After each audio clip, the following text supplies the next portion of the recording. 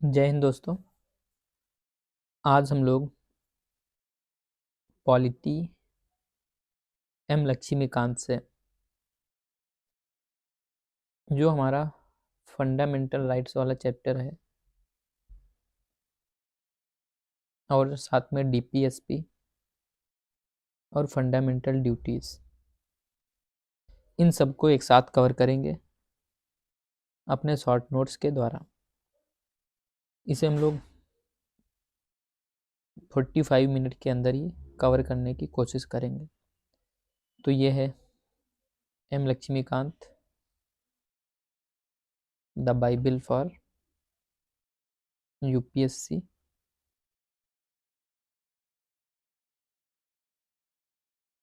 भारत की राज्य व्यवस्था, इसे हम लोग देखेंगे।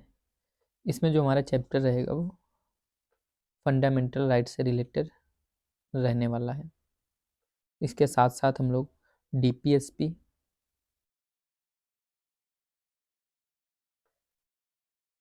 और फंडामेंटल ड्यूटीज़ इन सब के बारे में जो भी डिटेल यहाँ इम्पॉर्टेंट है उन सबको आज हम इसी वीडियो के तहत कवर करेंगे। तो ये हमने इस पर टिक किए हुए हैं जो भी इम्पोर्टेंट चीज़ें हैं, और ये सारी हमारे नोट्स में मिल जाएंगी। उसके बाद आप चाहें तो ये पढ़ भी सकते हैं। इसका पीडीएफ आपको वीडियो के डिस्क्रिप्शन में मिल जाएगा। तो चलिए हम लोग अपने शॉर्ट नोट्स के द्वारा इनको पढ़ना स्टार्ट करते हैं।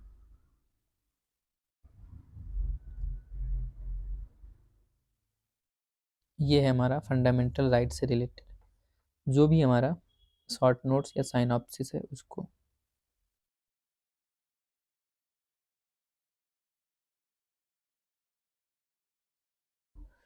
यहाँ पे हम लोग सबसे पहले इसका इंट्रोडक्शन देखेंगे, उसके बाद इसकी विशेषताएं क्या हैं, इम्पोर्टेंट आर्टिकल्स, उनमें एक एक आर्टिकल को हम लोग डिटेल से फिर जानेंगे। तो सबसे पहले हम लोग स्टार्ट करेंगे इंट्रोडक्शन से।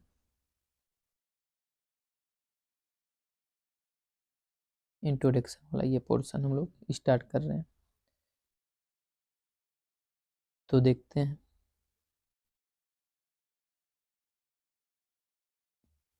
इंट्रोडक्टरी पार्ट है हमारा। देखिए, भाग 3, जिसे भारत का मैग्ना कार्टा कहा जाता है, यह अमेरिकी संविधान से प्रभावित है। इसका उद्देश्य भारत कानून की सरकार बनाना है। इसका नाम फंडामेंटल यानी कि मूल अधिकार क्यों रखा गया है क्योंकि इन्हें संविधान के द्वारा सुरक्षा व गारंटी प्रदान की गई है।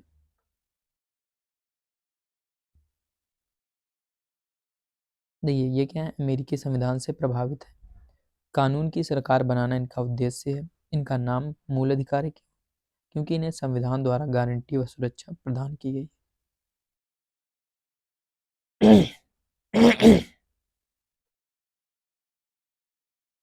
यहाँ देखिए देखिए प्रारंभ में इनकी संख्या 7 थी जो वर्तमान में घट के 6 रह गई है।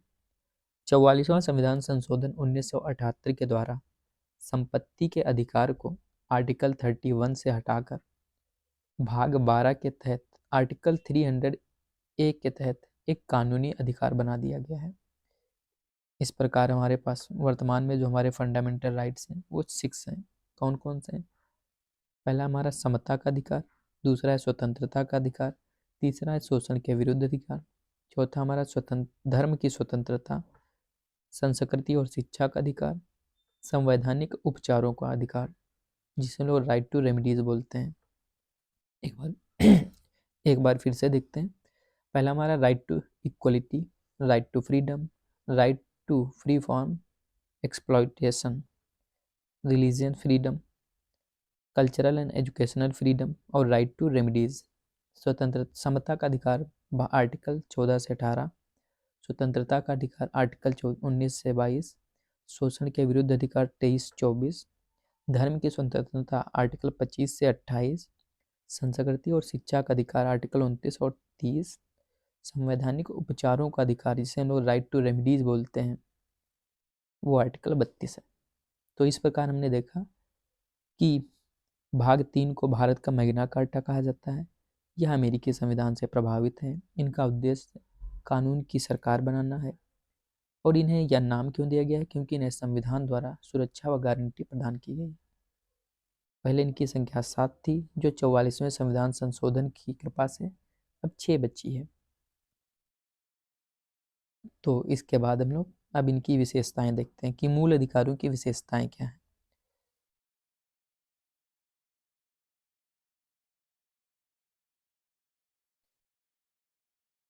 देखिए, मूल अधिकार कुछ सिर्फ नागरिकों को प्राप्त हैं, जबकि कुछ सभी को प्राप्त हैं, यानी कि वो भारतीय नागरिक हो या ना हो, उन सभी को प्राप्त है।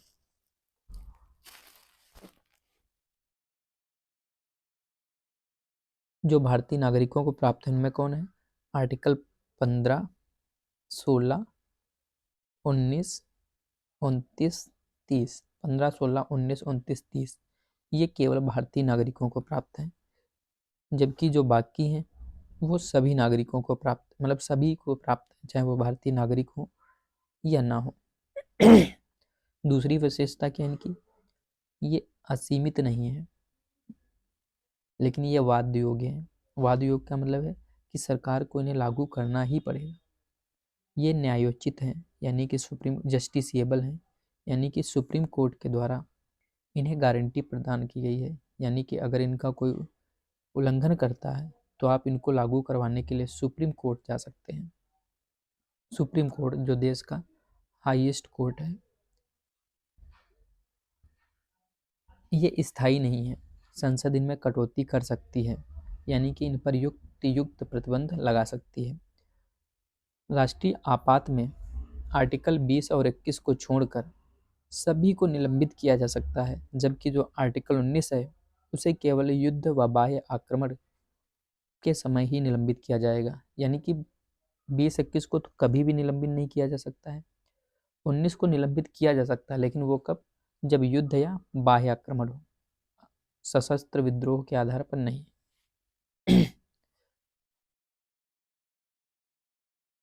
और इनके नियम बनाने की जो शक्ति है वो संसद के पास है, ना कि राज्य विधानमंडल के पास। तो ये हमने इनकी विशेषताएं देखी। अब इसके बाद हम लोग एक एक आर्टिकल को लेकर डिटेल से पढ़ना शुरू करते हैं। पहला हमारा है भाग 12, सॉरी आर्टिकल 12।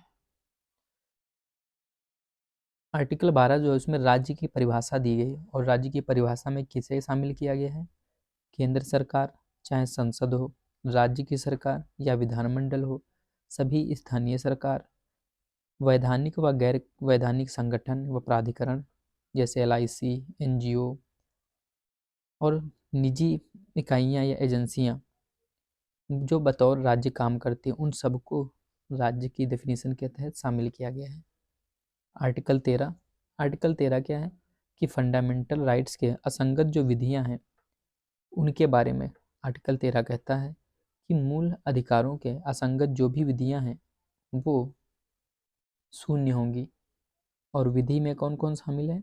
विधि में नॉर्मली हमारी स्थायी विधियां, अस्थायी विधियां, rules, regulation, ordinance, law, by law, कोई रूढ़ या प्रथा, ये सभी इसके अंदर शामिल हैं। यहाँ तक कि केशवानंद भारती केस में ये कहा गया कि अगर संविधान संशोधन मूल अधिकारों का उल्लंघन करता है तो उसे भी नॉर्मली इसके तहत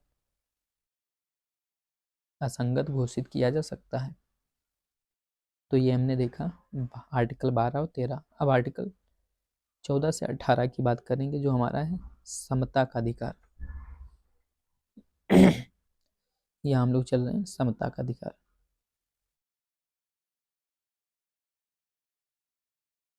देखिए, इसके अंदर कौन कौन से आर्टिकल हमको पढ़ने हैं? तो इसके तहत हमको पढ़ना है आर्टिकल 14, आर्टिकल 15, आर्टिकल 16, आर्टिकल 17 और आर्टिकल 18। ये 4 आर्टिकल हमको पढ़ने हैं। तो एक एक आर्टिकल को देखते हैं। आर्टिकल 14। आर्टिकल 14 क्या कहता है? आर्टिकल 14 कहता है कि भारत के राज्य क्षेत्र में किसी व्यक्ति, यहाँ पे व्यक्ति लिखा है, भारत के राज्य क्षेत्र में किसी व्यक्ति में चाहे वो नागरिक, विदेशी या कोई निगम या कंपनी, ये सभी शामिल हैं। आर्टिकल 14 क्या कहता है? भारत के राज्य क्षेत्र में किसी व्यक्ति को विधि के समक्ष समता व विधियों के समान संरक्षण से वंचित नहीं किया जा सकता है, ये आर्टिकल 14 कहता है। साथ ही साथ में आर्टिकल, इसमें हालांकि लक्ष्मीकांत ने यह भी बताया कि विधि के समक्ष समता और विधियों के समान संरक्षण में क्या अंतर है। विधि के समक्ष समता यह एक ब्रिटिश परंपरा से लिया गया है, जबकि विधियों के समान संरक्षण का जो अवधारणा वो अमेरिका से ली गई है। विधि के समक्ष समता एक निगेटिव अवधारणा है, जबकि विधियों का समान संरक्षण एक पॉजिटिव अवधारणा है। विधि के समक्ष समता का उद्देश्य रूल ऑफ लॉ को स्थापित करना है, जबकि विधियों के समान संरक्षण का उद्देश्य नेचुरल जस्टिस है। थोड़ा हम इसके आर्टिकल 14 के कुछ अपवाद भी हैं, उनको भी देख लेते हैं। आर्टिकल 14 का अपवाद है आर्टिकल 31 गा। आर्टिकल 31 गा क्या है उसको देखते हैं। यहाँ पे ये PDF आपको डिस्क्रिप्शन में मिल जाएगी।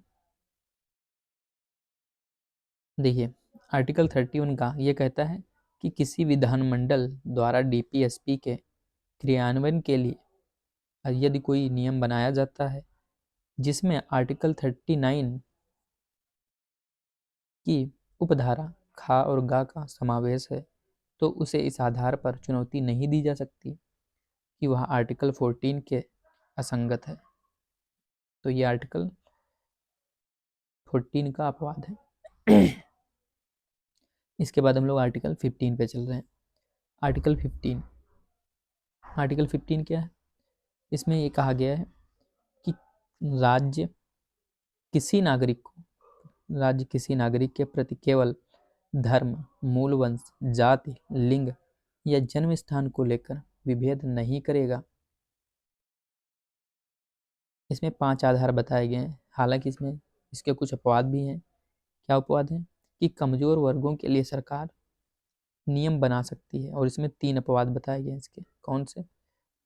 महिलाएं, बच्चे व SC/ST, साथ ही साथ सामाजिक व शैक्षणिक रूप से पिछड़े वर्ग, ये इसके अपवाद है। आर्टिकल 16 में क्या कहा गया है? वहाँ पे बात देखो नागरिक बात थी 15 में, जबकि 14 में व्यक्ति थी। आर्टिकल 16 कहता है कि राज्य के अधीन किसी पद पर नियोजन के लिए केवल धर्म, मूल वंश, जाति, लिंग, जन्म स्थान या निवास के आधार पर राज्य किसी को अयोग्य नहीं ठहराएगा। हालांकि इसके 4 अपवाद बताए गए हैं।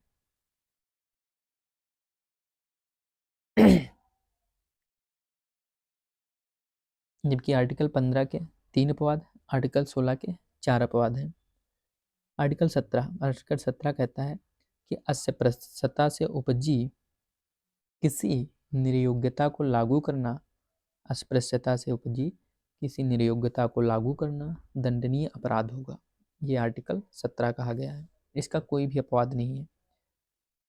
आर्टिकल 18 कहता है कि उपाधियों का अंत किया जाता है और राज्य, सेना, विद्या संबंधी सम्मान के अतिरिक्त अन्य कोई उपाधियां नहीं देगा। साथ ही साथ भारत का कोई भी नागरिक विदेशी उपाधि नहीं लेगा। राष्ट्रपति की अनुमति के बिना कोई भारतीय विदेश से कोई भी ऐसी उपाधि नहीं ले सकता। साथ ही साथ कोई ऐसा विदेशी जो भारत में अपनी सेवा दे रहा है, वो भी बिना राष्ट्रपति की अनुमति से विदेश से कुछ नहीं ले सकता। तो ये हमने देखा कि हमारा समता का अधिकार। अगला हमारा है स्वतंत्रता का अधिकार। इसके अंदर हम लोग आर्टिकल 19, 20, 21, 22 इनके बारे में पढ़ेंगे। तो एक एक को देखते हैं। आर्टिकल 19 क्या है? इसमें 6 मूल अधिकारों की रक्षा की गई है और इन पर प्रतिबंध भी लगाए गए हैं। आर्टिकल 19 को हम लोग back bone of the constitution कहते हैं। तो अब इसके बारे में थोड़ा डिटेल से देखते हैं। देखिए यहाँ ये हमारा आर्टिकल 19 इसमें 6 अधिकार हैं। पहला कौन है? वाक एवं अभिव्यक्ति का अधिकार, या वाक एवं अभिव्यक्ति की स्वतंत्रता बोल सकते हैं। शांतिपूर्वक व निरायुध सम्मेलन का अधिकार, संगम या सहकारी समिति बनाने का अधिकार, भारत के राज्य क्षेत्र में आबाद संचरण का अधिकार, कहीं भी बसने का अधिकार, साथ ही साथ कोई भी वृत्ति या कार्य करने का अधिकार।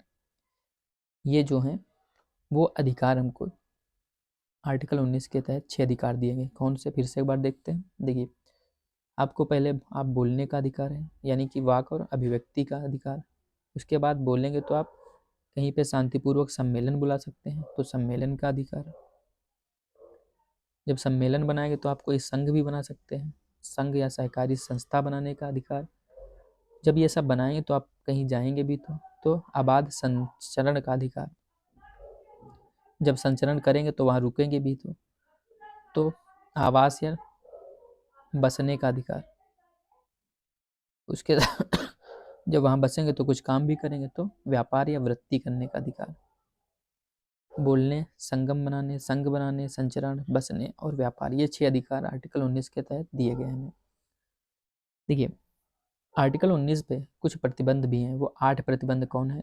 राज्य की सुरक्षा, एकता व अखंडता, विदेशी राज्यों से संबंध, सार्वजनिक आदेश, नैतिकता की स्थापना करना, न्यायालय की अवमानना, साथ ही साथ अपराध संलिप्तता। इन आधारों के पर आपकी स्वतंत्रता यानी अभिव्यक्ति की स्वतंत्रता पर प्रतिबंध लगाया जा सकता है।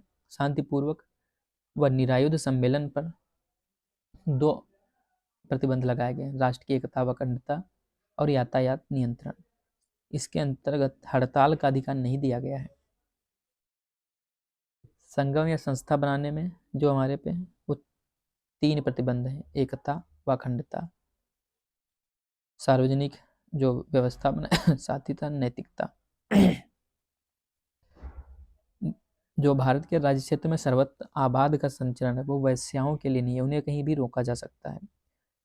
तो इसमें आम लोगों का हित व एसटी यानी अनुसूचित जाति का सुरक्षा है, यही नॉर्मली इनमें भी है। जबकि जो हमारा वृत्ति या व्यापार करने का, उसमें तकनीकी निर्योग्यता या तकनीकी जो दक्षता है इसके आधार पर आप पे प्रतिबंध लगाया जा सकता है। फिर हमारा है आर्टिकल 20। आर्टिकल 20 क्या है? किसी भी अभिव्यक्त या दोषी व्यक्ति को मनमाने और अतिरिक्त दंड से संरक्षण देता है। इसके तहत 3 वर्ड है, नो ईडीएस, टीडीएस नहीं, ईडीएस। ईडीएस का मतलब क्या है? No ex post facto law, no double jeopardy, no self incrimination. ये 3 हमारे आर्टिकल 20 के तहत। नो डबल जियोपार्डी या no ex post facto and no self incrimination. तो एक को एक देखते हैं हम लोग। No ex post facto law. Ex post facto law क्या है? इसमें कहा गया है कि किसी व्यक्ति को तब तक अपराधी नहीं ठहराया जा सकता जब तक उसने किसी प्रवृत्त विधि का उल्लंघन न किया हो और साथ ही साथ उसे उस विधि में वर्णित दंड से ज़्यादा दंड नहीं दिया जा सकता। इसे बोलते हैं नो एक्स पोस्ट फैक्टोला, यानी कि अगर कोई लॉ नहीं है तो कोई सज़ा भी नहीं है, बस। No double jeopardy. No double jeopardy क्या है? कि किसी व्यक्ति को एक ही अपराध के लिए एक से अधिक बार दंड नहीं दिया जा सकता। हालांकि यह दंड जो है वो केवल विधायी और न्यायालयी है, जबकि कार्यालयी दंड दिया जा सकता है। No self incrimination. No self incrimination क्या है? किसी अपराध के लिए अभियुक्त को स्वयं के विरुद्ध साक्षी होने के लिए बाध्य नहीं किया जा सकता है। हालांकि में यह बाध्यता का संरक्षण मौखिक व लिखित साक्ष्यों के लिए, लेकिन आपसे कहें डीएनए टेस्ट, ये सब ले सकते हैं। आर्टिकल 21। आर्टिकल 21 देखते हैं हम लोग। आर्टिकल 21 क्या कहता है? किसी व्यक्ति को उसके प्राण या दैहिक स्वतंत्रता से विधि के द्वारा स्थापित प्रक्रिया के अनुसार ही वंचित किया जा सकता, अन्यथा नहीं। तो ये हमारा आर्टिकल 21 है। आर्टिकल 21 कहते हैं 2 केस हैं, एक हमारा AK गोपालन केस 1950 का, दूसरा मेनका गांधी केस 1978 का। AK गोपालन केस में सुप्रीम कोर्ट ने कहा कि देखिए विधानमंडलीय प्रक्रियाओं से वंचित, इसमें क्या लिखा है कि किसी व्यक्ति को उसके प्राण व दैहिक स्वतंत्रता से विधि के द्वारा स्थापित प्रक्रिया से नहीं वंचित किया जा सकता है, जबकि विधायी प्रक्रियाओं से वंचित किया जा सकता है क्योंकि इसमें केवल विधि द्वारा स्थापित प्रक्रिया से को ही शामिल किया गया है, यानी कि व्यक्तिगत स्वतंत्रता सिर्फ शारीरिक स्वतंत्रता से मतलब है। जबकि मेनका गांधी केस 1978 में कहा गया नहीं, विधि द्वारा स्थापित प्रक्रिया का अर्थ मनमानी कार्रवाई को रोकना है, अतः इसमें शारीरिक स्वतंत्रता के साथ साथ मानवीय सम्मान भी शामिल है। और इस तरह हमारे भारत में आया ड्यू प्रोसेस ऑफ लॉ, यानी कि केवल लॉज नहीं, उनका मर्म भी ध्यान में रखा जाए। आर्टिकल 21 को ही ध्यान में रखते हुए हमारे संविधान में 86वां संविधान संशोधन 2002 में किया गया और एक आर्टिकल नया 21A जोड़ा गया, जिसमें 14 वर्ष से कम आयु के बच्चों को शिक्षा का अधिकार दिया गया और इससे आर्टिकल 45 DPSP से लाया गया था। इस लॉ को एप्लीकेबल बनाने के लिए 2009 में RTI एक्ट यानी कि right to education RTE act pass किया गया। उसके बाद है आर्टिकल 22। आर्टिकल 22 क्या है? आर्टिकल 22 कहता है कि किसी व्यक्ति को गिरफ्तारी व निरोध से संरक्षण या प्रदान करता है। इसके 2 भाग हैं, एक भाग को हम लोग प्यूनिटिव डिटेंशन, जबकि दूसरे भाग को हम लोग प्रिवेंटिव डिटेंशन बोलते हैं। देखिए प्यूनिटिव डिटेंशन में क्या है, इसमें बोला गया है कि गिरफ्तार के आधार पर, मतलब गिरफ्तारी जो कर रहे हो उसकी सूचना देनी पड़ेगी कि किस आधार पर गिरफ्तार कर रहे हो। साथ ही साथ विधि व्यवसायी से परामर्श और प्रतिरक्षा करने का अधिकार है हमें। 24 घंटे के अंतर्गत अगर उससे मतलब उसमें यात्रा का समय भी शामिल है, मजिस्ट्रेट के पास पेश करना पड़ेगा। उसके बाद मजिस्ट्रेट की बिना आज्ञा के 24 घंटे से अधिक किसी को गिरफ्त में नहीं रखा जा सकता। ये प्यूनिटिव डिटेंशन, प्यूनिटी का मतलब कि सज़ा मिल गई है। उसके बाद हमारा है प्रिवेंटिव डिटेंशन। प्रिवेंटिव डिटेंशन में क्या है हमारा, इसके अंतर्गत कहा गया कि किसी व्यक्ति को हिरासत 3 माह से ज़्यादा नहीं बढ़ाई जा सकती। अगर 3 माह से ज़्यादा प्रिवेंटिव डिटेंशन में रखा गया है तो उसमें एक बोर्ड की सलाह लेनी पड़ेगी और निरोध का आधार व्यक्ति को बताया जाना चाहिए। साथ ही साथ इस आदेश के विरुद्ध व्यक्ति प्रतिवेदन भी कर सकता है। सबसे बड़ी बात तो यहाँ ये याद रखने वाली है कि प्रिवेंटिव डिटेंशन से रिलेटेड कानून संसद और राज्य विधानमंडल दोनों बना सकते हैं, इसको थोड़ा ध्यान रखेंगे। ये हमारा आर्टिकल 22 था। तो हमने इसमें देख लिया आर्टिकल 19, 20, 21, 22। अब चलते हैं अपने बैक। देखिए स्वतंत्रता का अधिकार हो चुका, अब हम लोग करेंगे शोषण का अधिकार।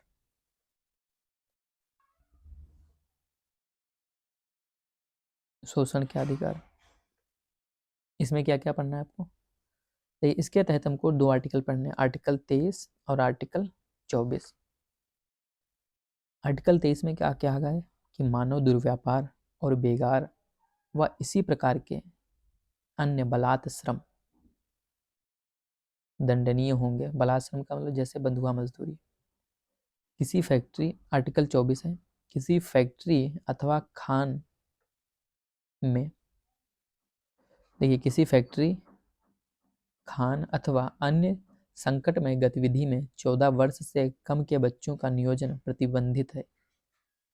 किसी फैक्ट्री, खान अथवा संकटमय गतिविधियों में 14 वर्ष से कम के बच्चों का नियोजन प्रतिषेध है। ये आर्टिकल 24 है। तो आर्टिकल 23 और 24 हमने देखा। अब इसके बाद हम लोग करेंगे धर्म की स्वतंत्रता, जिसमें हमें 4 आर्टिकल मिलते हैं। कौन कौन से? आर्टिकल 20, सॉरी तो आर्टिकल धर्म की स्वतंत्रता में कौन से रहेंगे? आर्टिकल 25, 26, 27, 28, ये 4 आर्टिकल हमको यहाँ पढ़ने हैं। तो एक एक को देखते हैं हम लोग। आर्टिकल 25 क्या कहता है? आर्टिकल 25 कहता है कि सभी व्यक्तियों को अंतःकरण की स्वतंत्रता, धर्म के अबाध रूप से आचरण करने और प्रचार करने का समान अधिकार होगा। ये आर्टिकल 25 है कि सभी व्यक्तियों को अंतःकरण की स्वतंत्रता, धर्म के अबाध रूप से मानने व आचरण व प्रचार करने का क्या क्या है? धर्म को मानने, उसका आचरण करने, साथ ही साथ उसका प्रचार करने का अधिकार है। आर्टिकल 26, आर्टिकल 26 क्या कहता है? इसको यहाँ पे हम लोग देखेंगे। देखिए,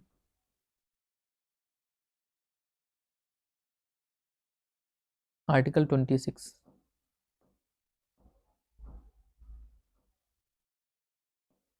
आर्टिकल 26 कह रहा है कि प्रत्येक धार्मिक संप्रदाय या उसके किसी अनुभाग को निम्नलिखित अधिकार प्राप्त होंगे। कौन कौन से?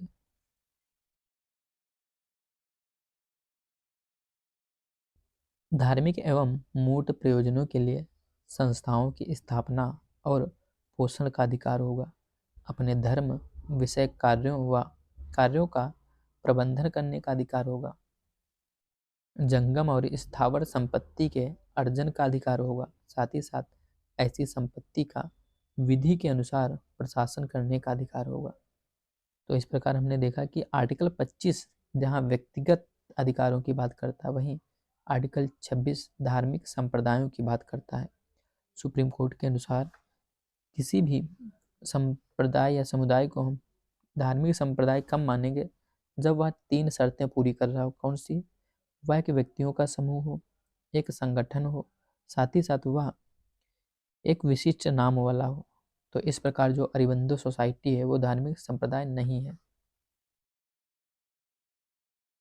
हमने देखा आर्टिकल 26। आर्टिकल 27 देखते हैं।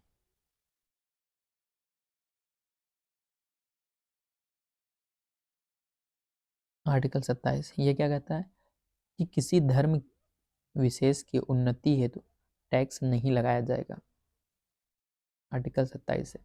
आर्टिकल 28 कहता है कि राज्य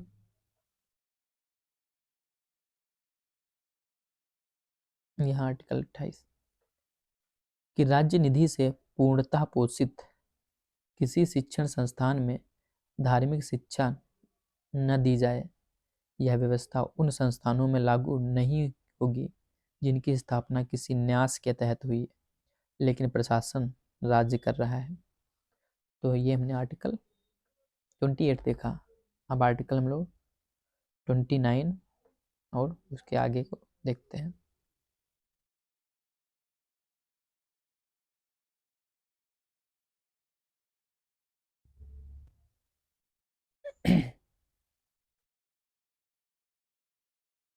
यहाँ पे ये आर्टिकल 29 है। आर्टिकल 29 क्या कहता है कि भारत के किसी भी भाग में रहने वाले नागरिक वर्ड है, को जिनकी अपनी बोली, भाषा, लिपि, संस्कृति, क्या चीज़ है? बोली, भाषा, लिपि, संस्कृति है, को सुरक्षित रखने का अधिकार है। के अतिरिक्त किसी भी नागरिक को राज्य सहायता प्राप्त संस्था में जाने से रोका नहीं जाएगा। आर्टिकल 29 में धार्मिक व भाषाई अल्पसंख्यकों की बात की गई है। तो इसके बाद हम लोग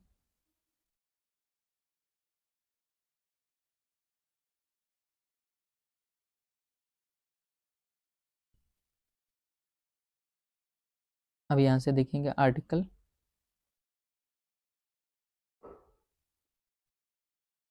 सबसे इंपॉर्टेंट हमारा है आर्टिकल 32 संवैधानिक उपचारों का अधिकार।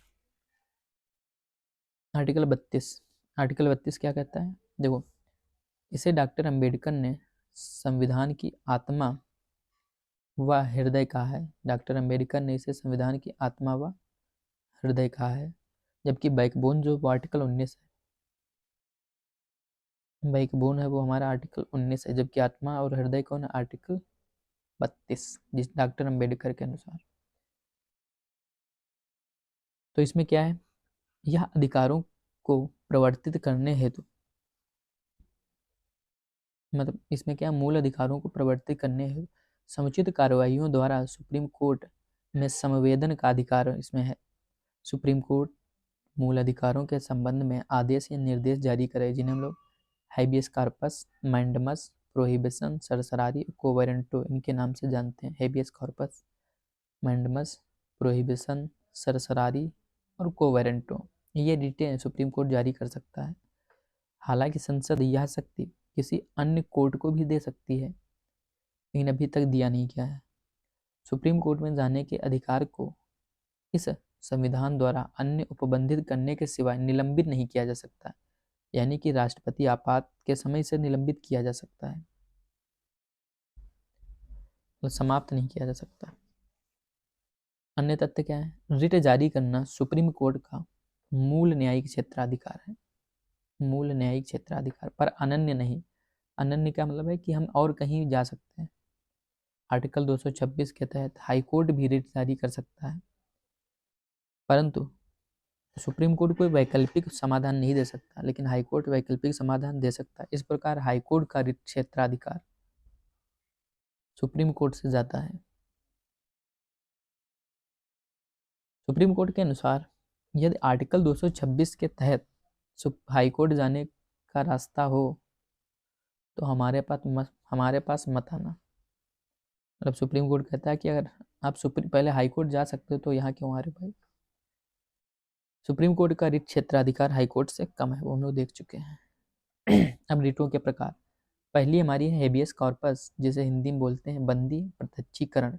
इसका अर्थ क्या है, शरीर को प्रस्तुत करो, यानी टू हैव द बॉडी। यह सार्वजनिक अधिकरण व मतलब सार्वजनिक अधिकरण व व्यक्तिगत दोनों के खिलाफ जारी की जा सकती है, लेकिन इसे हिरासत, न्यायालय या विधानमंडल की अवमानना के लिए हिरासत हुई है तो इसे नहीं जारी किया जा सकता, या फिर हिरासत न्यायालय की क्षेत्राधिकार के बाहर हुई तो भी इसे जारी नहीं किया जा सकता है।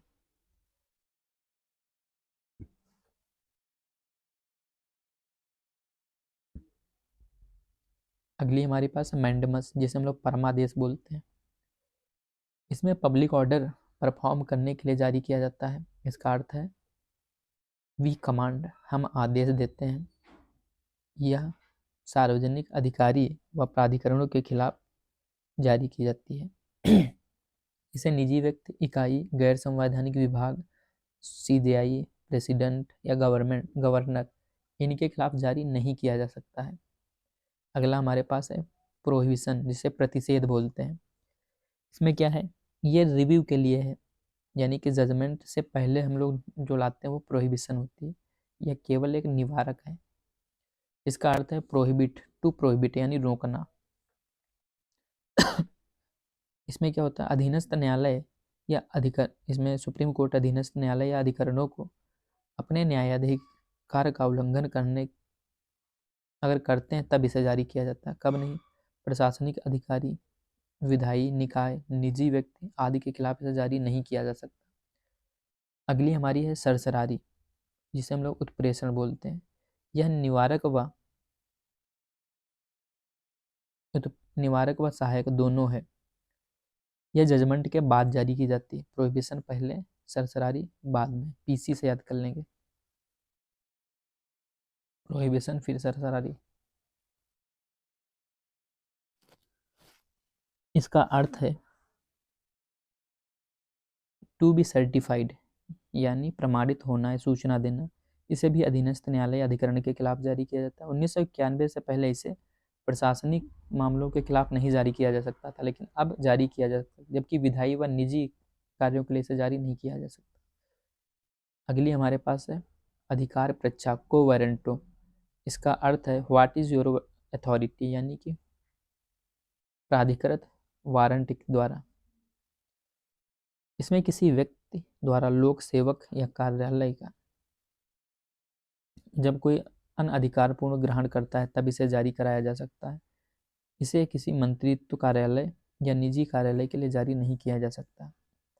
सबसे बड़ी बात कि जो सरसरारी है उसे नॉर्मली कोई भी जारी करवा सकता है, कोई भी, जबकि बाकी में क्या है, केवल पीड़ित ही जाए तभी जारी होगी, इसमें कोई भी जा सकता है। तो बाकी जो हमारे आर्टिकल बचे उनको भी देख लेते हैं। आर्टिकल 33 ये कहता है सशस्त्र बलों, अर्धसैनिक बल, पुलिस, खुफिया एजेंसी आदि के मूल अधिकारों पर प्रतिबंध लगाया जा सकता है।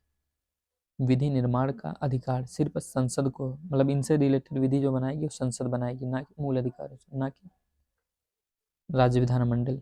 आर्टिकल 34 में मार्शल लॉ के बारे में बताया गया। आर्टिकल 35 में बताया गया मूल अधिकारों को प्रभावी बनाने के लिए जो नियम है वो संसद बनाएगी। तो ये हमारा था फंडामेंटल राइट्स। यही सब यहाँ पे लिखे। आर्टिकल 15 जो हम लोग देख चुके हैं वो ये है, आप चाहें तो यहाँ से पढ़ सकते हैं।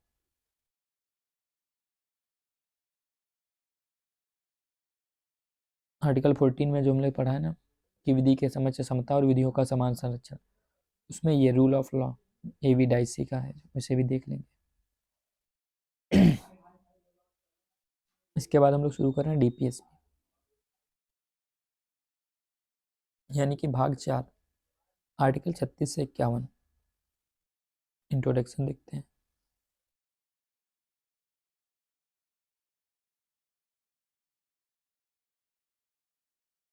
देखिए, भाग 4 डीपीएसपी यानी कि directive principle of state policy.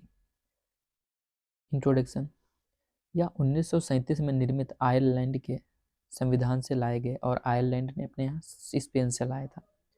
Granville Austin के अनुसार यह संविधान की आत्मा है। विशेषताएं क्या हैं? विशेषताएं हैं, ये राज्य के लिए सिफारिशें हैं। भारत शासन अधिनियम 1935 में उल्लिखित हैं। अनुदेश जो थे उन्हीं के समान हैं। इनका उद्देश्य आर्थिक व सामाजिक लोकतंत्र स्थापित करना है। ये गैर न्यायोचित है, यानी कि इन्हें लागू करना ज़रूरी नहीं है, मतलब बाध्यकारी नहीं है, और अगर कोई लागू नहीं करता तो आप न्यायालय नहीं जा सकते। ये संविधान की व्याख्या करने में मदद करते हैं।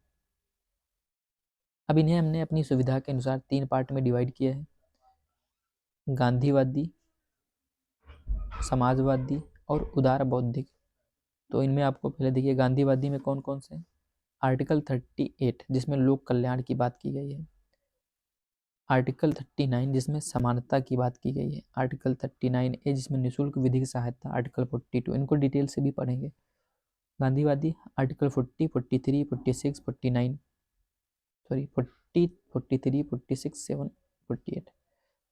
तो देख लीजिए गांधीवादी कौन सा है, ग्राम पंचायतों का जैसे गठन, सहकारी समितियों का गठन, SC ST OBC को शोषण से बचाना, मद्य निषेध, गौहत्या। आर्टिकल 48 गौहत्या, आर्टिकल 47 मद्य निषेध। उदार बौद्धिक आर्टिकल 44 जैसे यूनिफॉर्म सिविल कोड, आर्टिकल 45 जिसमें 14 वर्ष तक की शिक्षा की बात की गई थी, आर्टिकल 40 जिसमें पर्यावरण के बाद, आर्टिकल 49 ऐतिहासिक, आर्टिकल 50 ऐतिहासिक जो हमारी इमारतें उनके संरक्षण, आर्टिकल 50 न्यायपालिका व कार्यपालिका के बीच में विभाजन यानी 50-50। उसके बाद आर्टिकल 51 है विदेश नीति। नए कौन से जुड़े गए आर्टिकल, तो देखिए 42 4 संविधान संशोधन यहाँ देखें, 42, 44, 86 दोनों को जोड़ दिए, 42, 44, 86 होता है। उसके बाद 97 42वें संविधान संशोधन 1976 के द्वारा आर्टिकल 39F जोड़ा गया, जिसमें कहा गया कि बच्चों के स्वास्थ्य के अवसरों को बढ़ावा दिया जाए। आर्टिकल 39 है जिसमें मुफ्त कानूनी सहायता जिसे निःशुल्क विधिक सहायता बोलते हैं उसकी बात की गई। आर्टिकल 43B इसमें श्रमिकों की भागीदारी की बात की। आर्टिकल 48 पर्यावरण संरक्षण की बात की गई। जबकि 44वें संविधान संशोधन से आर्टिकल 39 का एक सब पार्ट जोड़ा गया था जिसमें बोला गया था कि आय प्रतिष्ठा हेतु समान अवसर उपलब्ध कराया जाए। 46वें संविधान संशोधन से आर्टिकल 45 से एक पार्ट को निकाल के हमने आर्टिकल 21A बनाया जो पीछे पड़ चुके हैं। जो 97वां संविधान संशोधन 2011 इसके द्वारा सहकारिय समितियां बनाना वो आर्टिकल 43B में, इसे मौलिक अधिकार भी बनाया गया है, जो 29 में हमने पढ़ा, 19 में पढ़ा था। बाकी यहाँ फिर कुछ कथन है इनसे रिलेटेड, जैसे केटी शाह ने क्या कहा है। केटी शाह ने कहा, यह एक ऐसा चेक है जिनका भुगतान बैंक अपनी इच्छा अनुसार करेंगे या राज्य अपनी इच्छा अनुसार करेगा। नसीरुद्दीन ने नववर्ष की ग्रीटिंग्स कहा। केटी कृष्णामचारी ने इन्हें भावनाओं का स्थायी कूड़ाघर कहा, कूड़ाघर, कूड़ा। केसी हुएर ने लक्ष्य एवं आकांक्षाओं का घोषणा पत्र कहा। आइवर जेनिक्स ने इन्हें कर्मकांडी आकांक्षाएं कहा। आइवर जेनिक्स, कर्मकांडी आकांक्षा, आई आकांक्षा। अब हम लोग डिटेल से देखते हैं। देखिए आर्टिकल 38। आर्टिकल 38 क्या है? ये कहता है कि लोक कल्याण की अभिवृद्धि के लिए सामाजिक, आर्थिक और राजनीतिक न्याय द्वारा सामाजिक व्यवस्था सुनिश्चित करना तथा आय, प्रतिष्ठा, सुविधाओं और अवसर की असमानताओं को समाप्त करना, ये राज्य का अधिकार होगा या राज्य का कर्तव्य होगा। इसमें जो नीचे वाला रेड लाइन से दिया है ना, यहाँ से आय, प्रतिष्ठा, ये 44वें संविधान संशोधन से जोड़ा गया, जो हम लोग पीछे देख चुके हैं। आर्टिकल 39 में क्या कहा गया? आर्टिकल 39 में कहा गया है कि यह सुनिश्चित करना, क्या क्या इसमें 6 वो, इनको देख के क्या सुनिश्चित किया जाए। तो पहला, सभी नागरिकों को जीविका के पर्याप्त साधन प्राप्त करने के अधिकार को सुनिश्चित करना। सामूहिक हित के लिए भौतिक संसाधनों का समान वितरण हो, यह सुनिश्चित करना। धन और उत्पादन के संसाधनों का संकेंद्रण न होने पाए। स्त्री पुरुष को समान कार्य के लिए समान वेतन दिया जाए। कर्मकारों के स्वास्थ्य व शक्ति तथा बालकों को बलात् श्रम से बचाना। बालकों को स्वास्थ्य के विकास को बढ़ावा देना। आर्टिकल 39 हमने 39A भी देख लेते हैं। आर्टिकल 39A कहता है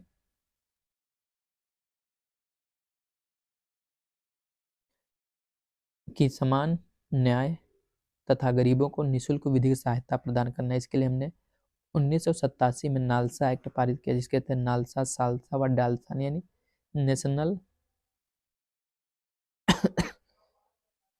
national legal service authority act है, ये वो स्टेट वो डिस्ट्रिक्ट, ये जो है ना 39A, ये 42वें संविधान संशोधन से जोड़ा गया, जो हम लोग पीछे देख चुके हैं।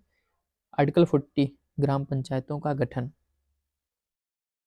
इसके लिए हमने 73वां 74वां संविधान संशोधन किया है 1992 में। आर्टिकल 41 कहता है कुछ दशाओं में काम व निःशुल्क काम, शिक्षा व लोक सहायता पाने के अधिकार को सुनिश्चित करना। इसके लिए हमने मनरेगा एक्ट 2005 पास किया है आर्टिकल 41 के लिए। आर्टिकल 42 ये कहता है कि काम की न्यायसंगत दशा व मानवोचित दशा तथा प्रसूति सहायता आर्टिकल 42 में है। आर्टिकल 43 सभी कर्मकारों के लिए निर्वाह मजदूरी व शिष्ट जीवन स्तर, सामाजिक सांस्कृतिक अवसर उपलब्ध कराना। इसके लिए हमने मिनिमम वेजेस एक्ट पास किया है। आर्टिकल 43A है कर्मकारों की सहभागिता, जिसे हमने 42वें संविधान संशोधन से जोड़ा है। आर्टिकल 43B सहकारी समितियों का गठन, जिसे हमने 2011 में जोड़ा है। आर्टिकल 44 समान नागरिक संहिता, जिस गोवा एक ऐसा हमारा राज्य जहाँ पहले से ही समान नागरिक संहिता लागू है, अब उत्तराखंड में भी ऐसी बातें चल रही। आर्टिकल 45 सभी बालकों को 14 वर्ष की आयु पूरी करने तक निःशुल्क व अनिवार्य विधिक शिक्षा प्रदान करना।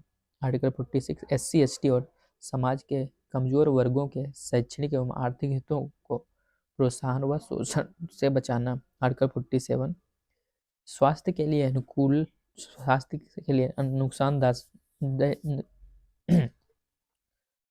लिए नुकसानदायक नशीली दवाओं, मदिरा आदि के उपभोग पर प्रतिबंध लगाना।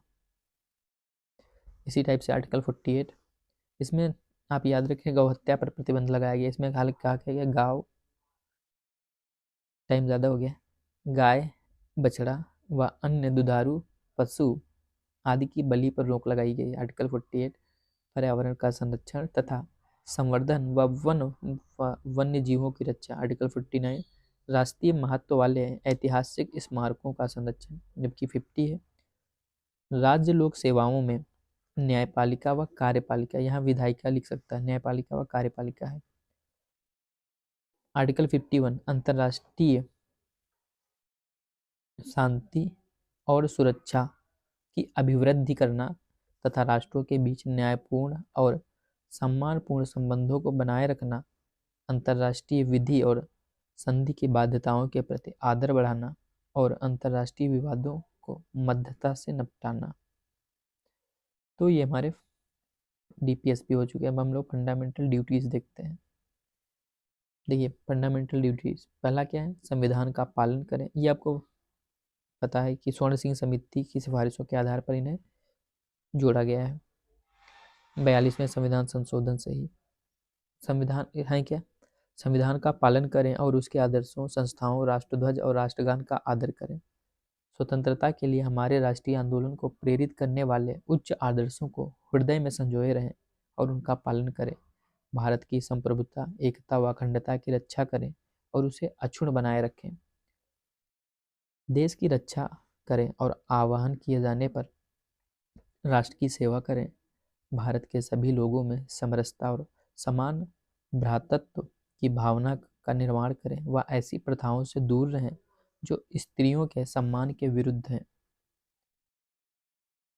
हमारी संस्कृति की गौरवशाली परंपरा का महत्व समझें और उसका परिरक्षण करें।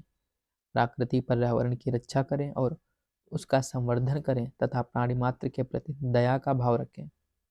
बौद्ध धर्म, वैज्ञानिक दृष्टिकोण का विकास करें। 8 नंबर। नवा है सार्वजनिक संपत्ति की सुरक्षा करें व हिंसा से दूर रहें।